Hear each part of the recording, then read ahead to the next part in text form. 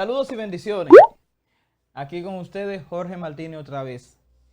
Y yo quiero que hoy, todos juntos, con nuestra Biblia en mano, analicemos a un personaje muy conocido él, tal vez más de lo que debería.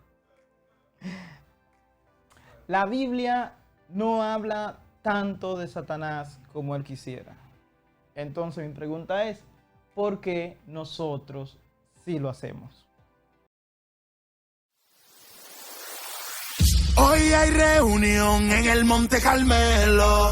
Algo pasará en esta... Y vamos ahora a estudiar a este personaje que acabo de mencionar, paso por paso, las cosas que tal vez se conocen, que tal vez no se conocen, pero que son necesarias entender. Y una de ellas es que la Biblia, como ya lo dije, habla muy pocas veces, menciona el nombre de Satanás. Es más, aparece más la palabra pan en la Biblia que de Satanás. Hay algunos errores que hemos cometido al hablar de este personaje que quiero que nosotros tengamos en cuenta para futuros sermones, estudio bíblico o simplemente nuestras conversaciones comunes. Claramente la Biblia nos dice que Él es nuestro enemigo, pero en ningún momento nos manda a andar atacando a este enemigo. Por ejemplo, en esta parte de Efesios donde nos comienza a hablar de nuestra armadura, veamos cuáles son las armaduras. Un casco, un escudo, un pectoral, un cinturón, un calzado, una espada. La mayoría son armas defensivas para protegernos. ¿Y qué nos dice la Biblia en su gran mayoría cuando nos está relacionando con este personaje? Que debemos resistirlo. Por eso el tipo de armadura que tenemos, armadura de resistencia, para resistir los golpes, para resistir los ataques. Si nos da un arma claramente ofensiva y esta es la espada. Siempre que la Biblia habla de nosotros, de la iglesia, y este personaje nos dice resistirlo. Inclusive dice, resistirlo y de ustedes huirá. Satanás no es la contraparte de Dios. Es un error que se ha cometido por años. Creer que es la contraparte de Dios. No lo es ni lo puede ser. Porque hay un nivel muy claro, muy diferenciado de poder. Por ejemplo, Satanás es creado. Así que no es infinito, pero Dios es infinito. No tiene principio, no tiene final. Nunca fue creado. Satanás tiene un poder totalmente limitado frente al de Dios. Así que no puede ser la contraparte de Dios. Él puede estar enemistado con la voluntad de Dios. Pero no podemos decir que es la contraparte, que es la parte oscura, que es lo contrario a Dios. Dios no tiene adversario capaz.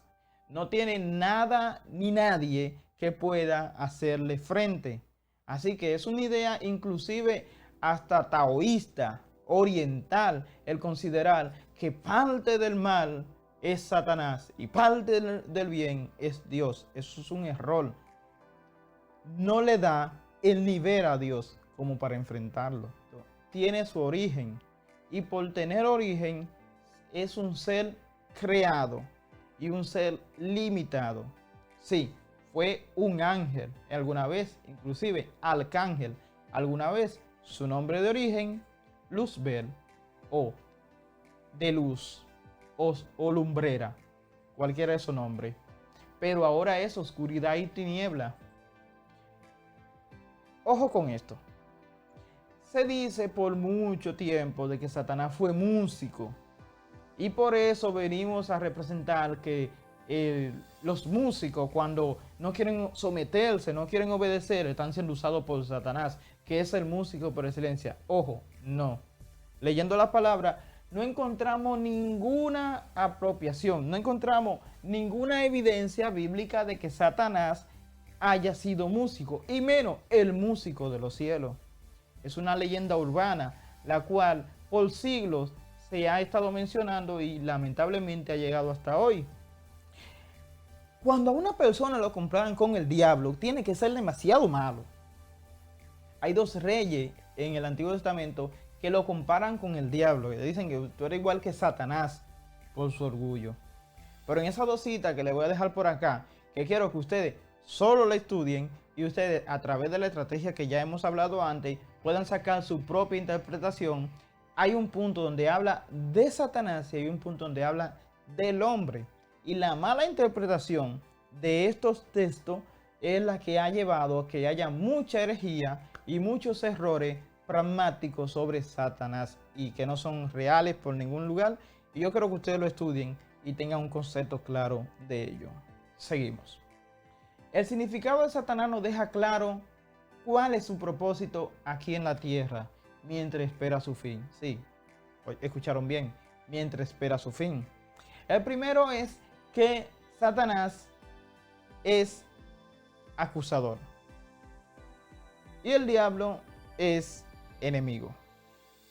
Su propósito con la iglesia es acusar a la iglesia ante el juez divino para que nosotros perdamos el sitial que el Señor nos dio y la salvación que es mayor sobre todo. Y es nuestro enemigo porque está en contra de la voluntad de Dios para nuestra vida y quiere quitárnosla.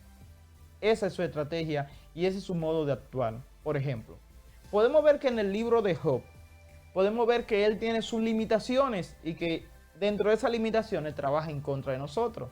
En el libro de Job, él quería tentar y quería acusar a Job y tuvo que ir ante Dios y pedirle permiso, por así decirlo. Y Dios aprovechó para trabajar un área en la vida de Job y sacarlo todavía mejor en esa situación.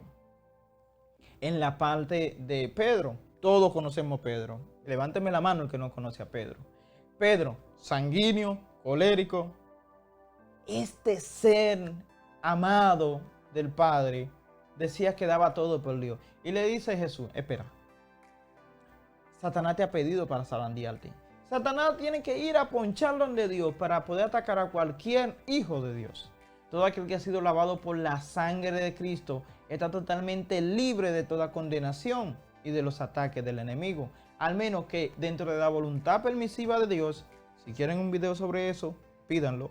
Dentro de la voluntad permisiva de Dios, Él actúe en contra de la iglesia. Hay pocas menciones de Satanás dentro de todo el Antiguo Testamento, pero estuvo presente. Eso lo podemos ver a través de la idolatría. Y eso nos da respuesta a cosas que todavía hoy vivimos. Satanás tiene un poder, pero tiene un poder limitado. Y dentro de ese poder limitado, él trabaja para poder atar a la persona. Hace manifestaciones las cuales por mucho tiempo se han considerado milagros. Pero ¿qué pasa? Luego de que él, a través de una imagen, a través de una estatua, a través de cualquier sistema, él puede hacer a una persona un favor, un milagro, entre comillas, entonces la persona se vuelve devota a ese sistema o a esa imagen o a ese objeto. Entonces, a través de eso, él puede esclavizar a la persona a idolatría y a estar fuera de la voluntad de Dios. Él siempre, todo el tiempo va a buscar que usted entregue su voluntad.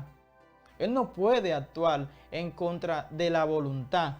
Él te seduce para que tú entregues tu voluntad a Él y desde ese punto entonces comenzar a trabajar. Y es algo repetitivo. Eso lo comenzó con Adán y Eva y todavía hoy lo usa. Él no cambia de armas. Particularmente, yo considero que se han dedicado demasiadas canciones, demasiados talleres, demasiado congreso a Satanás. ¿A quién me refiero? Porque le damos un lugar que no se merece. O sea, lo vemos dentro de un marco que no es el adecuado. Y le tenemos un sitial que no es el adecuado. Si leemos la palabra, podemos entender cuál es el lugar, cuál es el sitial que ese personaje realmente merece. Cuál es la dimensión de su poder y de su alcance. Pero al ignorar, entonces, se hacen canciones, se hacen actividades, simplemente para motivar a la guerra espiritual y poder llevarle a delantera a Satanás cuando en muchas ocasiones nos encontramos fuera de lo que son los términos bíblicos, queriendo hacer cosas para Dios. Muchas de las ideas que tenemos de él, como la que ya mencioné, de que era adorador otra de que es la contraparte de Dios, simplemente son doctrinas e ideas que vienen ancestrales, simplemente culturales, otras que han sido sincretismo de otras religiones, de otras culturas, y nosotros las hemos apropiado. Pero al leer la palabra de Dios entendemos realmente cuál es la dimensión, quién es Él. Así que yo los motivo a todos ustedes a que lean la palabra y que investiguen claramente para que tengan un buen concepto o el claro concepto de quién es Él y cuáles son sus limitaciones. Para concluir, ningún hijo de Dios puede ser obligado a hacer nada fuera de la voluntad de Dios, al menos que Él lo consienta. El plan de Satanás es seducirte para que tú entregues tu voluntad y entonces Él a través de ti o a través de tu voluntad entonces comenzar a gobernarte y hacer daño. ¿Cómo podemos ganar la llamada guerra espiritual? Simplemente humillando nuestro corazón sinceramente a Dios, concentrándonos en Él, concentrándonos en Dios y en la obediencia a su voluntad. Con eso no basta. ¿Por qué? Todos los salmos se enfocan en adorar a Dios, en tener como centro a Dios, en concentrarse en bendecir a Dios, en entregar todo a Dios y que Dios entonces se encargue de todo lo demás. Lo podemos estudiar a través de la palabra de Dios. Cuando uno se humilla y entrega todo directamente a los pies de Dios, entonces Él comienza a actuar a favor de nosotros. Dice la palabra que somos más que vencedores. Sin salir a pelear, podemos ganar, obtener la victoria y la guerra por sí. Así que la obediencia a Dios, la obediencia a su voluntad y concentrarnos en adorarlo, concentrarnos en Él, ya con eso no basta para ganar nuestra batalla. Ojo con eso. Hasta aquí. Hemos deseado darle lo mejor para ustedes, para que puedan disfrutarlo y por todos los medios ustedes puedan ser nutridos. Muchas bendiciones a ustedes de parte de Dios y ustedes recuerden que si te ha gustado nuestro contenido, por favor danos like, suscríbete y comparte para que otros como tú puedan ser edificados. entonces, chau chau.